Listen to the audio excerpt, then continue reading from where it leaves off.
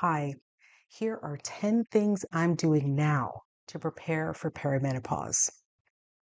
So here's the thing, 40 is looming, perimenopause is near, if not already here, and I'm talking about it with my friend Beverly at Ask Beverley because we feel that being proactive to maintain and improve your overall health is really important, especially when you are preparing to face major concerns regarding brain health, muscle mass loss, bone loss, managing symptoms like brain fog, mood disturbances, joint aches, muscle aches, hot flashes, night sweats, headaches, frequent urination, dryness, all of those sorts of things.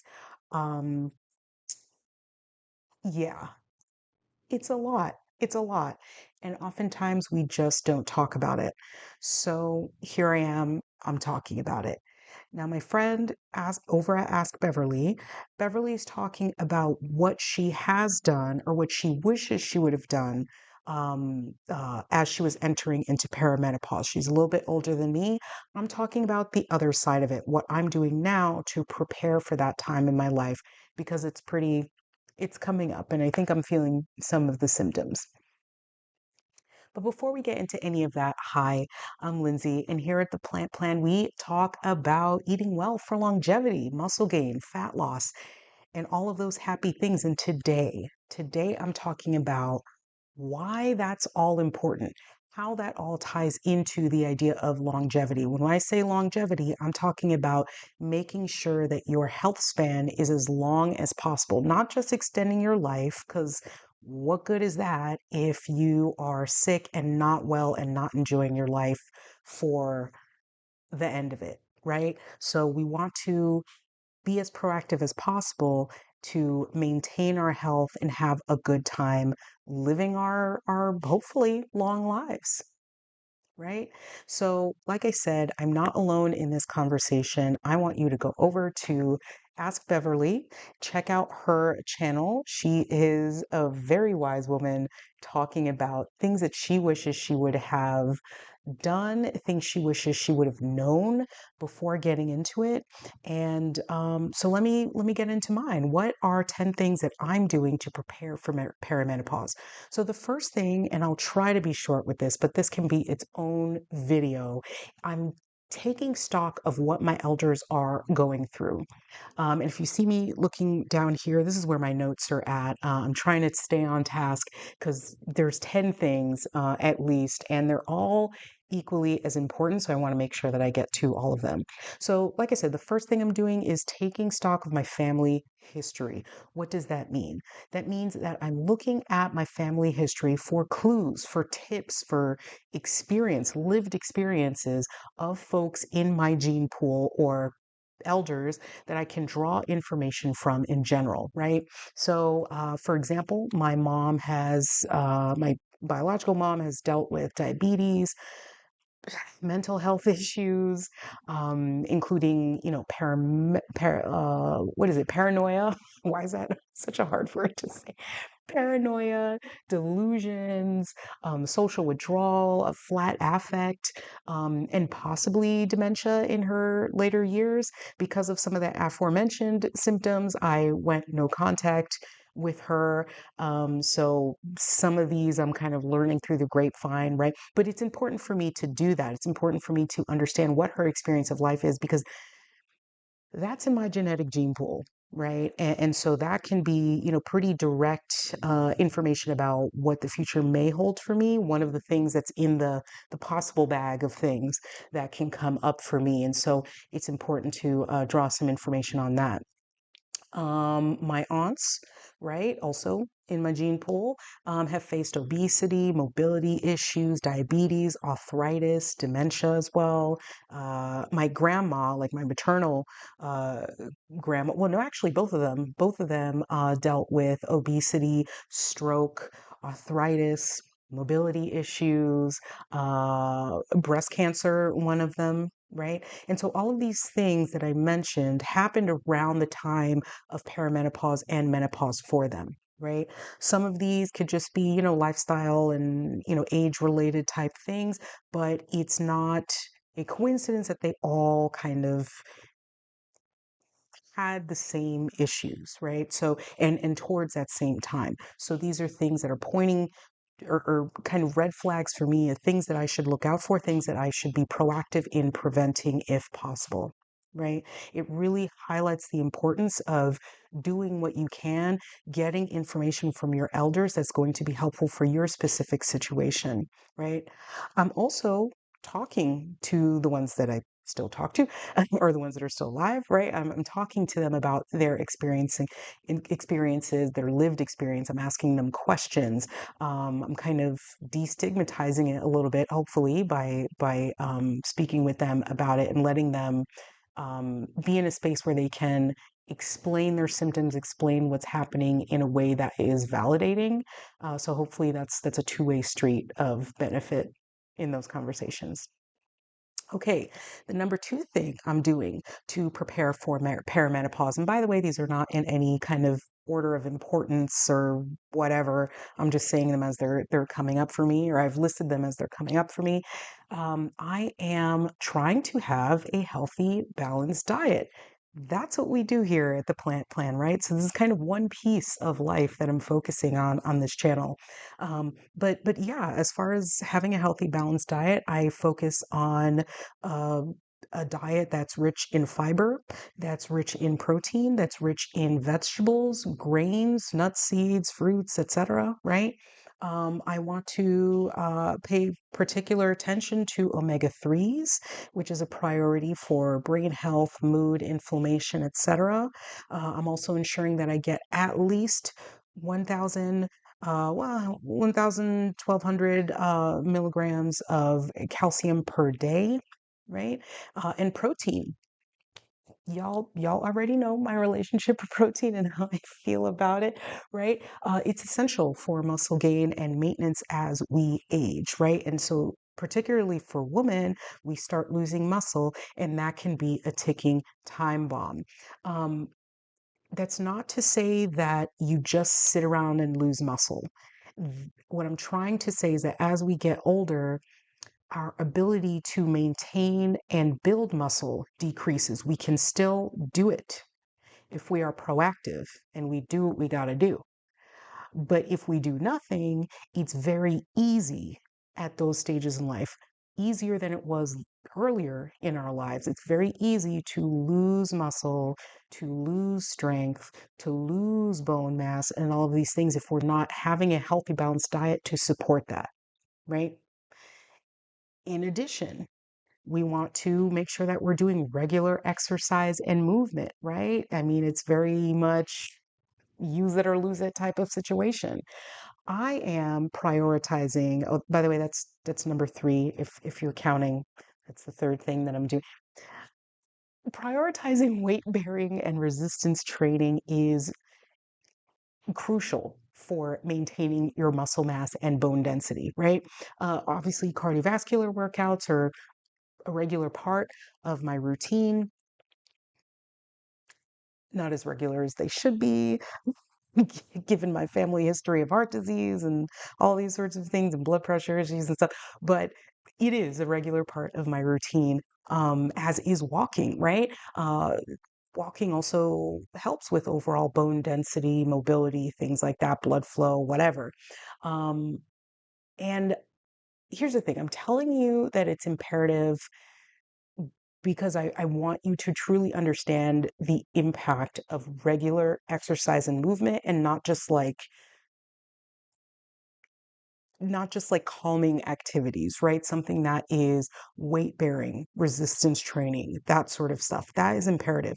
If you are not doing weight bearing resistance exercises, please, I implore you, start now. I mentioned at least all of my female elders, how they have or had gotten weaker over time, were unable to move. I mean, you see it yourself, right? I live in Harlem, and which has a very strong historic Black population, which is dwindling now, but that's a whole other story. Um, but I see it all the time, not just in my elders, but just kind of across. And I want us Black women to grow into our strength and not watch it wither away. Let me stop that part of the conversation there and return to what I was saying, because that could be a whole other video series. That's partially why I'm on here doing what I'm doing, showing you how to have a healthy, balanced diet that is muscle and strength promoting, because I've seen it and I'm so tired of seeing us wither away and have a hard time in our elder years. But okay, I digress. I'm going back to to my point. Please start now with resistance training, with resistance exercise, even if you're starting with a 5 pound weight. Don't stay there for too long, because I know you carry your bags, you carry your groceries. Those are all more than 5 pounds. So I don't know what you're doing with a 5 pound weight, buying it for 20, 30, $40, and then you're staying there with the same weights. You can you can lift heavier, right? But start doing weight bearing resistance exercises. Please start now. Please. I think I've beat that point um, to the ground. But whatever stage you're at, I want to say that it's not too late. Actually, a great channel for information on this is Dr. Bill Campbell, PhD. He has several videos on this specific subject of uh, body composition, like increasing your muscle mass for women in the menopause stage of life. I think it's fascinating and wonderful to see, like kind of gratifying as well. Yeah, it's kind of gratifying to see a exercise physiologist, I believe, a doctor who's in the fitness and exercise space, which is like very bro centric, for that kind of guy to uh, address women's concerns in a way that is like, you can tell that he is listening to his clients and he's not just saying things like, which we've seen all the time, minimizing the symptoms that you're saying, minimizing the fact that you're talking about, you know, uh, weight gain that just doesn't seem to go away with exercise and diet and things like that, your body doing wild things that are unpredictable, that haven't been done before. He's someone who sounds like he's actually listening and is providing solutions for that, and specific things that you can do. So I think, anyway, his channel is wonderful. Dr. Bill Campbell, PhD. He has a whole series on this, on menopause. I think I think I have it here in my notes. One of the videos I would start with is why you need to start lifting weights during menopause now. It's not too late, right? That's the video. Um, Start there, keep watching, and then come back here to see how you can fuel that kind of activity, right? Anyway, love that guy. He's no nonsense, talks about women's concerns seriously, and I love to see it. Another thing that you want to do, or one of the other things that I'm doing specifically to prepare for perimenopause, is managing my stress. Stress management is essential. Right now, stress management tools are more important than ever for many reasons. In my life, I am someone who, for as long as I remember in my adult life, even my young adult life, I have suffered with anxiety and other things, but mainly anxiety, and mood disorder and things like that. So um, the thing to think about with perimenopause and menopause in general, that this whole stage, is that your hormones will be in flux, right? Estrogen, progesterone, all those things, they'll be in flux. That affects your mood regulating transmitters like serotonin and all of these other things. When your TLDR, when your hormones are all in whack, your ability to manage your stress and your emotions becomes more strenuous, or a little bit different, right? You're more susceptible to stress than you would have before. This can lead to things like depressive symptoms. I'm hearing a lot of like panic attacks, anxiety attacks. I mentioned before that I already suffer with anxiety issues. And so, I mean, on one hand, I have experience with it, so I'll know when it's coming up. I know the signs and the symptoms and things that I have to do. But on the other hand, it's like, okay, cool, that's coming. That's coming back. Great. So anyway, it's just something to be mindful of, and knowing that for the women who've come before us who have said that this is an issue. Thank you so much for that, so that we can start preparing early. And that's what I'm doing. So I'm doing things like I've started doing yoga, which is helpful for so many things, right? I mean, it's good for flexibility and mobility and strength and all of that sort of stuff, and breathing, and it's kind of a meditative exercise in a way as well. But besides the physical stuff with that. It's very helpful for stress management, or so I'm told. So I have recently started that in the last like 2 months or so. I spend a good, healthy amount of time in nature. I love nature. I practice mindfulness through things like my coffee ritual in the morning. That's something that I love doing. I'm kind of just doing that. I'm being very mindful about how I'm making my coffee.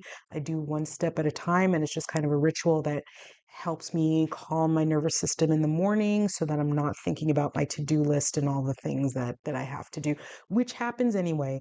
It happens anyway. But again, this is a practice, right? Just like meditation, once the thoughts come, you're not trying to erase the thoughts, right? You're just trying to start over again as much as possible, refocus, come back to center, all of those sort of things. And that's what a lot of these practices are doing, right? These kind of mindfulness, uh, stress reduction kind of practices is just the stress is going to come, and, just kind of like be zened out and be one with it, right? But at the same time, come back to center. Cooking is another one of those things. Slow, purposeful walking is another thing, as opposed to, my New Yorker pace, which is essentially Olympic speed walking and, like running back on, some football field.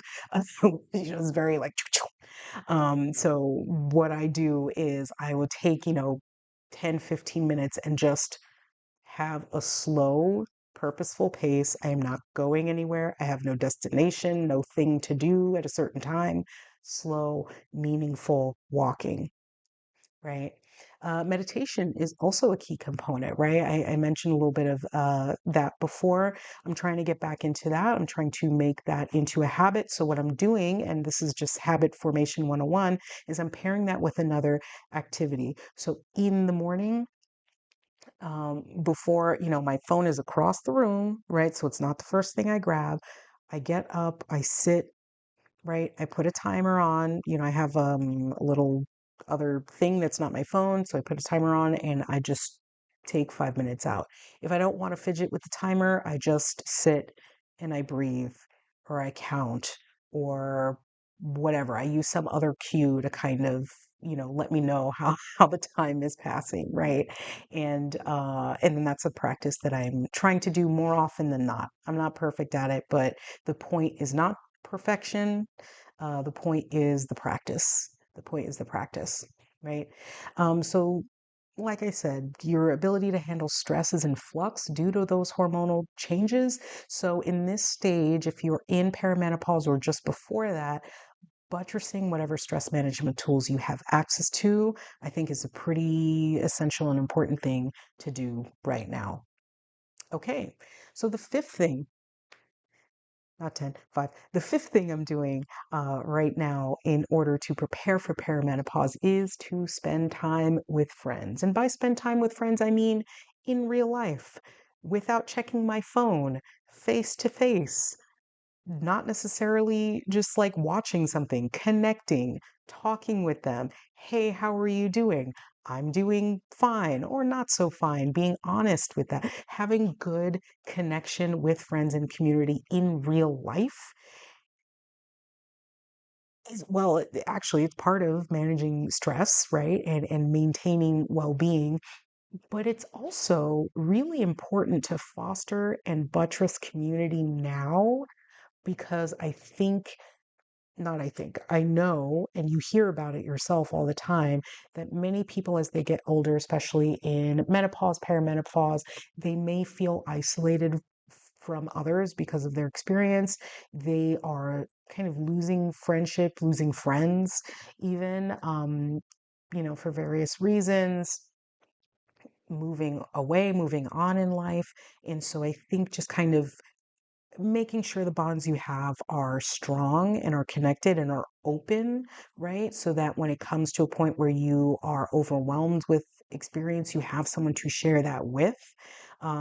I think is pretty important. Okay. The sixth thing I'm doing, the sixth thing I'm doing to prepare for perimenopause is working on my flexibility and range of motion. Now, these are important things anyway, but I think they're like specific goals for me. I'm not trying to be as bendy as I was when I had knees that didn't clickety clack, when I'm doing a squat, but I am at least trying to maintain the flexibility and range of motion that I have now and not let it get worse. Okay. Okay. I'll be focusing on that through yoga, like I mentioned before, through stretching, which, yeah, I need to incorporate that more often in my life, but I'm doing it. I'm doing it. I'm working on it. I want to maintain mobility and prevent aches, prevent muscle aches and joint aches and things like that. Those kind of practices are going to help with that. With arthritis and loss of mobility in my family, and just getting older in general, I'm starting to feel that sort of stuff too. Old injuries, but they come up and then start making you feel stiff and all of that. I'm realizing that I'm not as pliant as I used to be. I don't like that. And so I'm working on it. It might be something that you want to do too. Okay. The seventh thing, six, seven, the seventh thing I'm doing in order to prepare for perimenopause is keeping records, right?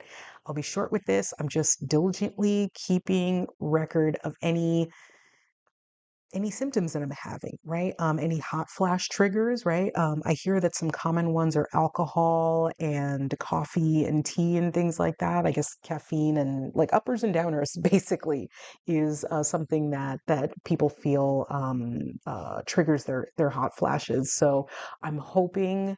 I'm knocking on all the wood available to me that coffee is not one of them because, as you know, I am a coffee addict. Even more than that, I love coffee culture to the point where I even, find really good decaf that I enjoy because I cannot give up that habit. I'm an addict. What that has to do with keeping records, I don't know. I'm also, keeping record of other symptoms, brain fog, things like that. And at the moment, I'm not keeping like a hand record or like typing it somewhere. I'm just kind of, keeping them top of mind. Like, oh, hey, is that normal? Is that something that I've experienced before? Or is this something new? I may at some point, or I will at some point, probably keep actual records, like maybe in a journal or something like that. If you know a really good perimenopause journal, let me know. That might be something. That might be something that I would be interested in, just to kind of have something to present to a doctor once I start speaking with my doctor about my symptoms and how how to manage this change in my life. I think I would like to have something to say, hey,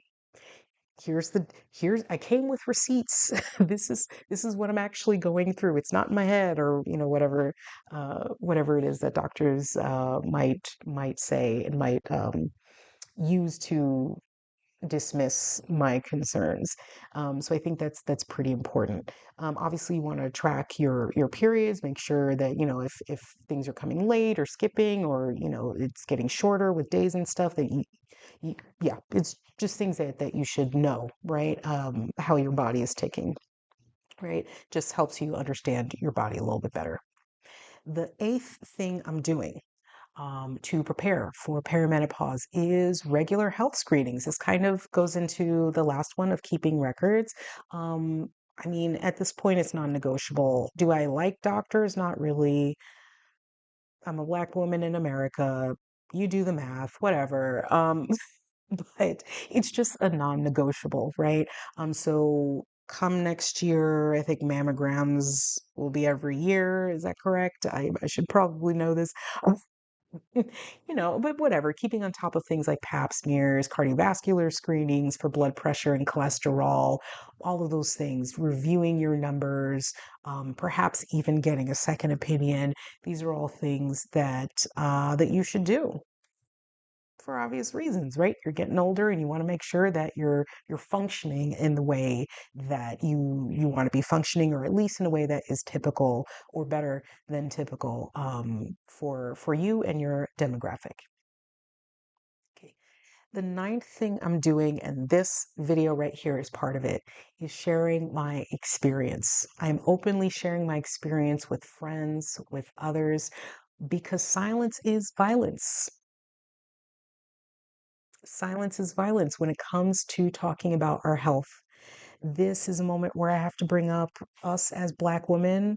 We, it's wonderful when we get in community and talk about our experiences. And I think we need to do that more, especially when it comes to medical issues and our health and menopause and all of these sorts of stuff. I think oftentimes even more so than other groups. I think this is just a problem with women in general, but specifically and even more so with Black women.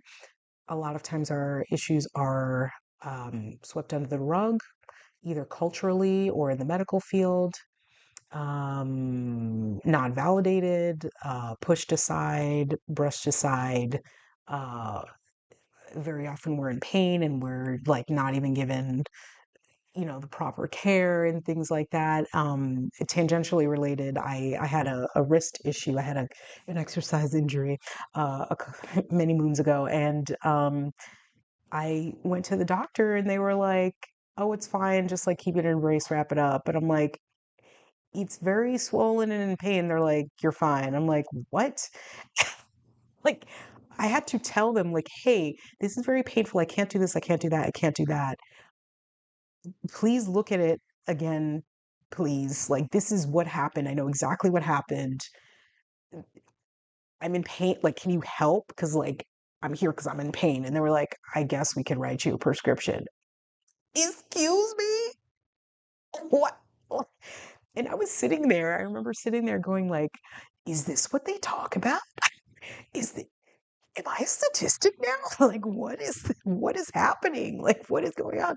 And luckily, my brother is a physical therapist. And like a day or two later, I was like, I went to the doctor and they just like said to put the brace on and keep it on for like as long as I needed it. They didn't even tell me exactly like what I should be doing. Like, I had to ask them repeatedly, and they were just like, wear it and like then take it off at some point. And I was like, what is happening?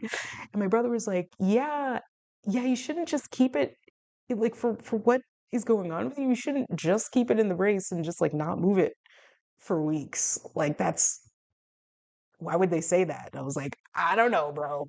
I don't know, but I'm glad I have you.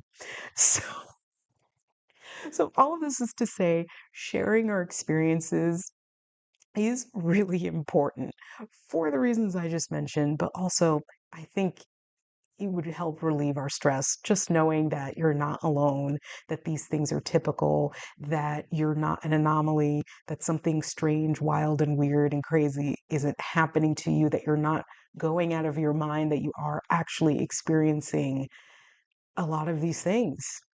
And so hopefully me opening that door, allowing you to jump in the comments and telling me your experience, and perhaps even talking about your symptoms, giving me other things that I should be doing. What have I not talked about? What have I not mentioned in this list? Hopefully opening up that conversation, sharing my experience will help you. And I think it's definitely also helping me. Yeah. Yeah. Okay. So finally, for the 10th thing I'm doing in order to prepare for perimenopause is prioritizing my sleep hygiene. Like I said at the onset, I didn't put these in a specific order. It's just it just so happens to be that the last one is sleep, and probably one of the most important things. And it's an important thing that many of us are not doing. or many of us have done, and then kind of fall back into other habits. I'm that might be me. I might be in that bucket. Essentially, sleep is paramount, right? I try to have a pretty strict bedtime routine and sleep schedule. It's not very elaborate. I know a lot of people do, like, a 10-step skin regime situation. I clearly don't. I probably should. Trying to be on camera looking like this. I'm so sorry. I'm not actually sorry. This is just my face and how I walk in the world. Anyway, a lot of people have different routines, right? If that's something that helps you stick to a bedtime, do that.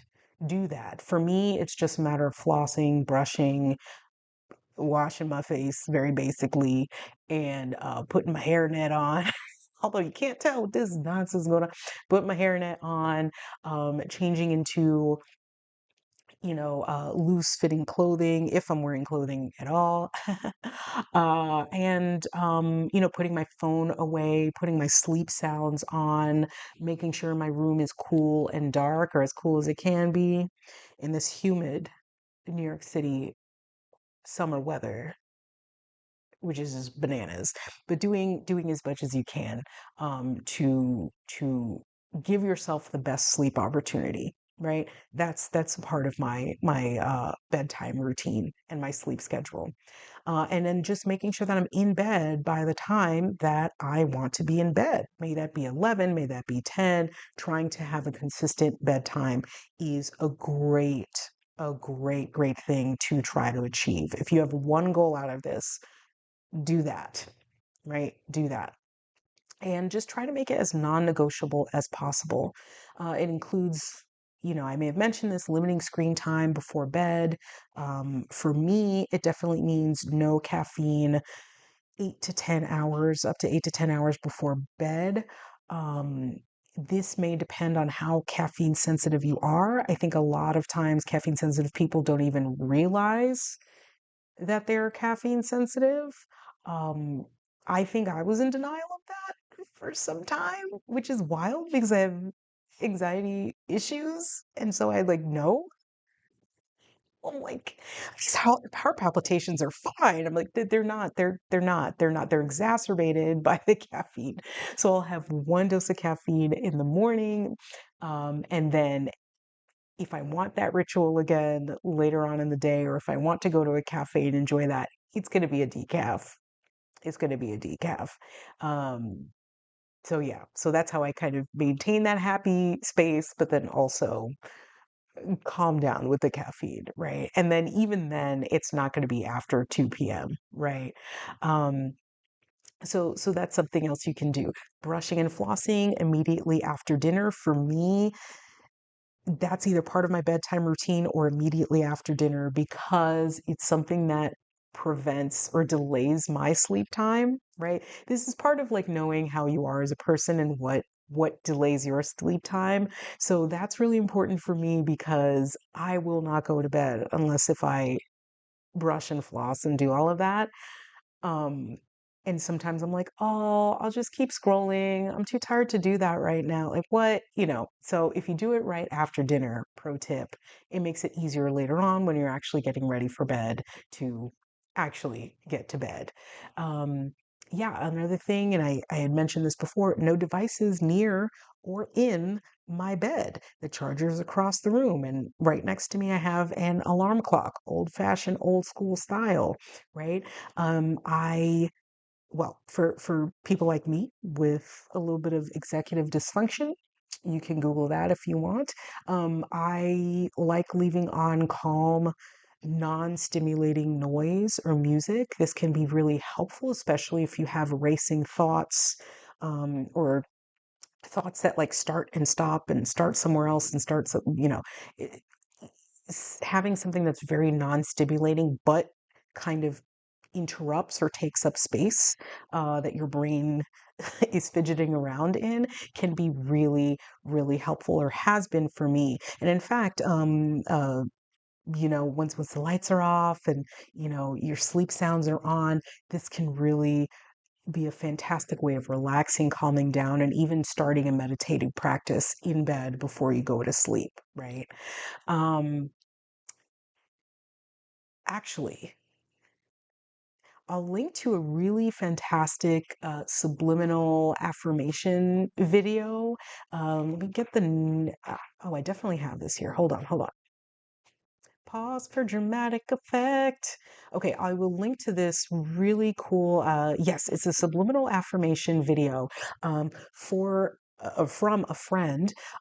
She really, I mean, it wasn't for me, but she really did help me out with that because I played that every night for several weeks a couple months ago when it first came out. This is called, uh, what is it? Listen for confidence, motivation, happiness, self love. It's an 8 hour motivational video. Um, oh my gosh, don't play. It's okay. I had to click on it to get the full title. This is from the channel is called L Empress of Ease. I'll leave a link in the description here. Listen for confidence, motivation, happiness, self love. 8 hour overnight subliminal meditation. Y'all, if you have YouTube Premium, you need to be utilizing this for real.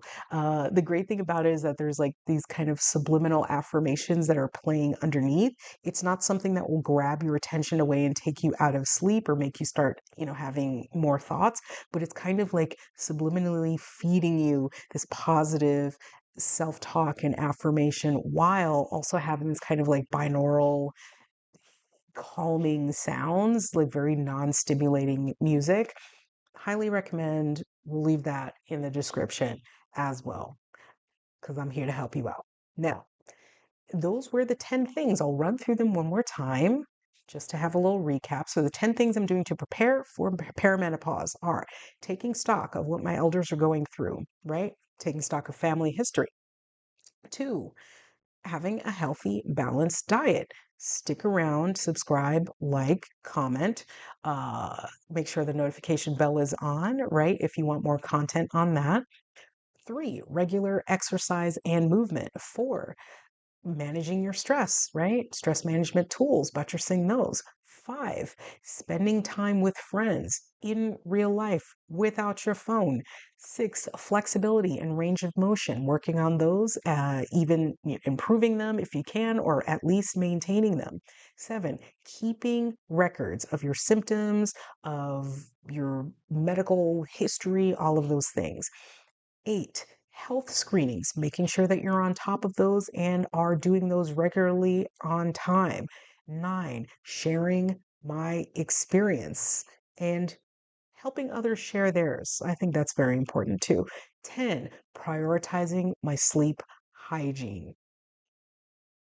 Yes, those are the things that I'm doing that I hope that you're also doing. And if I've missed anything, please let me know. Now, the TLDR version of this, too long didn't read, too long didn't watch, is do the things that you know you should be doing anyway.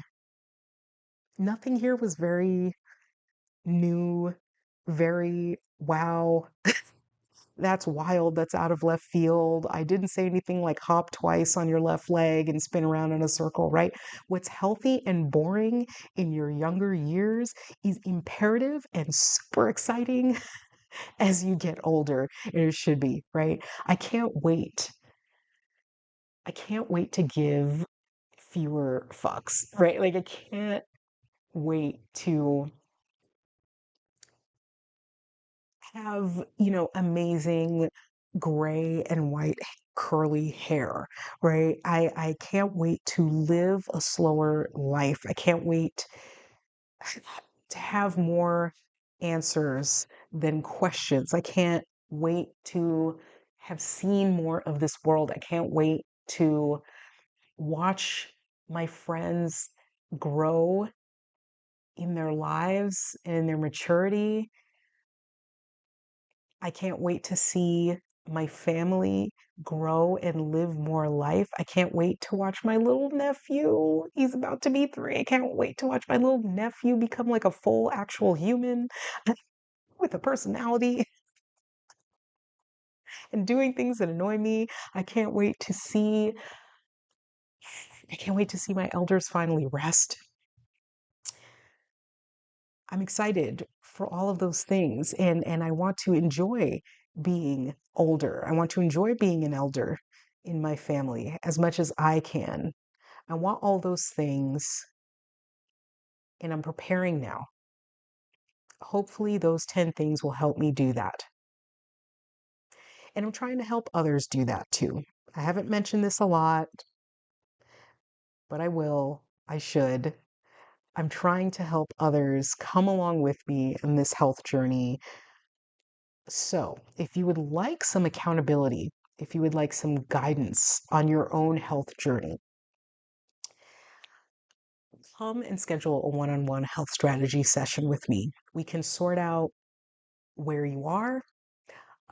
We can sort out what you need to do to improve and maintain your health for longevity. I specialize in making Black women stronger physically, maybe not mentally, but we're getting there. I specialize in making sure that we have a well rounded, balanced diet that is science forward and also embraces what you feel is right for your life, for your priorities, right? I want to help you on your health journey. Like I mentioned earlier, I am tired of seeing us broken by this world when we don't have to be. There are many other parts of health. Yes, there are many other parts of health besides being physically strong and having lots of muscle and all of that. But this is where I'm entering the conversation, and I want to help us at least with that. I'm going to leave a link in the description and in a pinned comment below so that you can schedule your call so that we can get this done. We can get this done together. Let's go. Let's grow older together. Let's get swole, first of all. Like, let's build up a bank of muscle. Let's get the health points before we start losing them. Okay. And yeah, let's just be well. I hope that you're doing well. I hope that you've taken something out of this conversation. Like I said, if there are I named 10. If there is an 11, 12, or 13 that you've thought of that I haven't, please, please, please drop them down in the comments. Help a sister out. And I'll see you next time. Okay. Bye.